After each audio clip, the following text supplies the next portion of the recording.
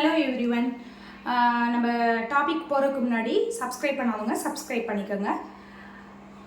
இன்றைக்கி நம்மளோட டாபிக் என்ன அப்படின்னா 12th பயோபாட்னியில் யூனிட் 4 அதுதான் ஸ்டார்டிங். அந்த இதில் என்ன பண்ணுறாங்க அப்படின்னா development of biotechnology.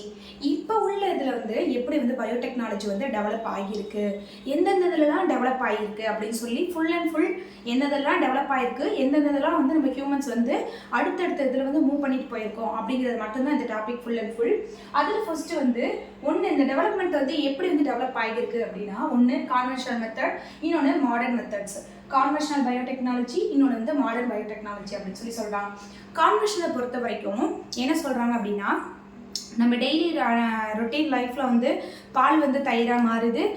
Idli, dosa எல்லாமே நம்ம கிச்சன் செட் எல்லாமே என்ன அப்படின்னா நம்மளோட ஓன் இது இப்போ முன்னாடிலாம் என்ன அம்மிக்கல்லில் இது பண்ணியிருப்பாங்க, ஆட்டுக்கல்லில் இது பண்ணியிருப்பாங்க, சட்னியாக இருக்கட்டும் எல்லாமே கை மெத்தட் மூலியமாக தான் எல்லாமே ஒரு கிரைண்ட் பண்ணுறது எல்லாத்தையுமே அரைச்சிருப்பாங்க.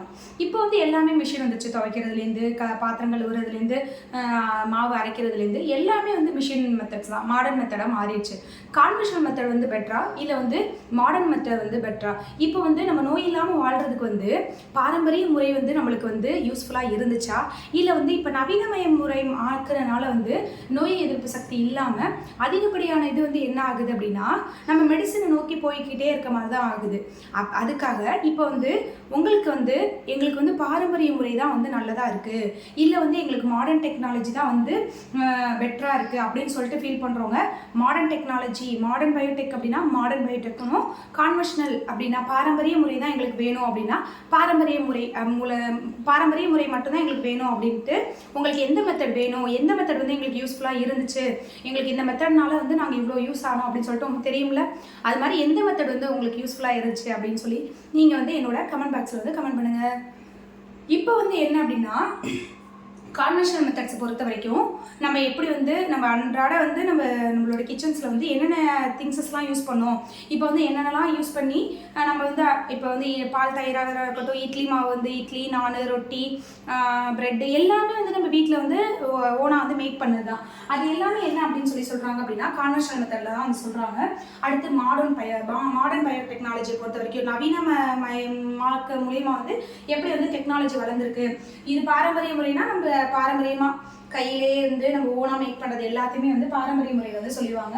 மாடர்ன் பயோடெக்னாலஜியை பொறுத்த வரைக்கும் எப்படி எல்லாமே மாடர்னாக இருக்குது அப்படின்னா, ஃபார் எக்ஸாம்பிள் ஒரு மெடிசின் முதற்கொண்டு என்னதான் அப்படின்னா பாரம்பரியமாக மாடர்ன் பயோடெக்னாலஜி மூலியமாக தான் மெடிசனாக இருக்கட்டும், நம்மளுக்கு தேவையான திங்ஸஸாக இருக்கட்டும், நம்ம ஏதாவது மேனுஃபேக்சர் பண்ணுறதா இருக்கட்டும், நம்மளுக்கு தேவையான ஃபுட் குவாலிட்டி இல்லை கண்டக்டாக இருக்கட்டும் எல்லாமே என்ன அப்படின்னா மாடர்ன் பயோடெக்னாலஜியாக தான் ஆயிடுச்சு. ஒரு மிளகாத்தூள் எதாக இருக்கட்டும், இல்லை நம்ம யூஸ் பண்ணுற திங்ஸஸாக இருக்கட்டும் எல்லாமே இப்போ நவீனமயமாக்கல் மூலியமாக தான் ஓடிட்டு இருக்கோம். அந்த இதில் என்ன சொல்கிறாங்கன்னா அப்படி ஒரு 7 பாயிண்ட் சொல்கிறாங்க. ஒன்று fermentation, biomass, enzyme, biofuel, microbial, inoculant, plant and animal cells or DNA technology அப்படின்னு சொல்லிட்டு ஒரு 6 டைப்ஸ் இது பண்ணுறாங்க, நம்மளோட ஷேர் பண்ணுறாங்க. 7 டைப்ஸ் என்னென்ன இந்த மாடர்ன் பயோடெக்னாலஜி மூலிமா என்னென்னலாம் நம்ம யூஸ்ஃபுல்லாக இருக்கோம், என்னென்ன இதிலலாம் நம்ம மாடர்ன் பயோடெக்னாலஜி தொடர்ந்து நோக்கி ஓடிட்டே இருக்கோம் அப்படின்னா ஃபெர்மெண்டேஷனா ஃபஸ்ட்டு நொதித்தல்னு சொல்லுவாங்க. எப்படி அப்படின்னா ஒரு ஆசிடாக இருக்கட்டும், ஒரு ஆல்கஹால் ரெடி பண்ணுறதா இருக்கட்டும், இல்லை ஒரு ஃபைன் கெமிக்கலாக இருக்கட்டும், விட்டமின்ஸாக இருக்கட்டும் எல்லாமே இந்த ஃபெர்மெண்டேஷன்ஸ் மூலியமாக தான் நம்மளுக்கு கிடைக்குது. பயோமாஸை பொறுத்த வரைக்கும் single cell protein, alcohol, biofuel எல்லாமே நம்மளுக்கு கீழே மண்ணுக்கு அடியிலேருந்து வளரக்கூடியது எல்லாத்தையுமே என்ன பண்ணுறோம் இந்த பயோமாஸ் மூலியமாக நம்ம எடுத்துக்கிறோம் அப்படின்னு சொல்கிறாங்க. என்சைம் பொறுத்த வரைக்கும் பயோசென்சார் ஒரு இண்டஸ்ட்ரியல்ஸில் பொறுத்த வரைக்கும் இந்த பயோசென்சார் என்சைம் இதில் யூஸ் பண்ணுறாங்க, எடுத்துக்கிறாங்க அப்படின்னு சொல்கிறாங்க. பயோஃபியூயல்ஸை பொறுத்த வரைக்கும் ஹைட்ரஜன், ஆல்கஹால், மீத்தேன் எல்லாமே மண்ணுக்கடியிலேருந்து நம்ம அப்படியே கலெக்ட் பண்ணிக்கிறோம். மைக்ரோஃபியல், இனாக்லன்ஸை பொறுத்த வரைக்கும் நைட்ரஜன் ஃபிக்சேஷன்ஸ் எப்படி இருக்குது, அது ஃப்ளெக்சிபிளாக இருக்கா இல்லை அதே ஃபிக்சேஷன்ஸ் இல்லாமல் ட்ராக் மாறுதா அப்படின்னு சொல்லிட்டு இந்த இதில் இது பண்ணுறாங்க. Plant and animal cells tissue கல்ச்சரை பொறுத்த வரைக்கும் ஒரு பிளான்ட்டோட வளர்ச்சியாக இருக்கட்டும், அந்த பிளான்ட்லேருந்து நம்ம எடுத்துக்கிற கெமிக்கல்ஸாக இருக்கட்டும், இல்லை நம்ம அந்த பிளான்ட்டுக்கு கொடுக்கக்கூடிய கெமிக்கல்ஸாக இருக்கட்டும், இல்லை ஆன்டிபயோட்டிக் ஒரு பிளான்ட்லேருந்து தான் நம்ம என்ன பண்ணுவோம் ஒரு மெடிசன்ஸையாக இருக்கட்டும், வேக்சின்ஸாக இருக்கட்டும், நம்மளுக்கு க்யூர் பண்ண முடியாத எல்லாத்தையுமே பிளான்ட் மூலியமாக தான் எடுப்போம். அதில் வந்து ஆன்டிபயோட்டிக் கண்டென்ட்ஸ் வந்து ரெசிஸ்டன்சி வந்து நிறைய இருக்குது. அந்த இதெல்லாம் என்ன பண்ணுறாங்க அப்படின்னா மாடர்ன் பயோடெக்னாலஜி மூலிமா எல்லாமே வந்து கலெக்ட் பண்ணிக்கிறாங்க. ஆர்டிஎன்ஏ டெக்னாலஜியை பொறுத்த வரைக்கும் என்ன அப்படின்னா எப்படி அப்படின்னா ஒரு ட்ரீட்மெண்ட்டாக இருக்கட்டும், வாட்டர் ரீசைக்ளிங்காக இருக்கட்டும், எல்லா ட்ரீட்மெண்ட்டுமே என்ன பண்ணுறாங்க அப்படின்னா இந்த ஆர்டிஎன்ஏ டெக்னாலஜியை வந்து யூஸ் பண்ணுறாங்க அப்படின்னு சொல்கிறாங்க. திருப்பி வந்து அடுத்த டாப்பிக்கில் வந்து ஒரு நியூவான உங்கள் டாப்பிக்கோட வந்து உங்களை வந்து சந்திக்கிறேன். பாய்.